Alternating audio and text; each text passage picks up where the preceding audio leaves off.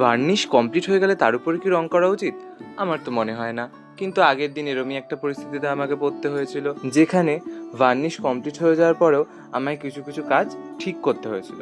আসলে এই তিতলি বলে বোনটা ছিল খুব মিষ্টি, কিন্তু দোষটা আমারই ছিল আর কিছুটা টাইমের।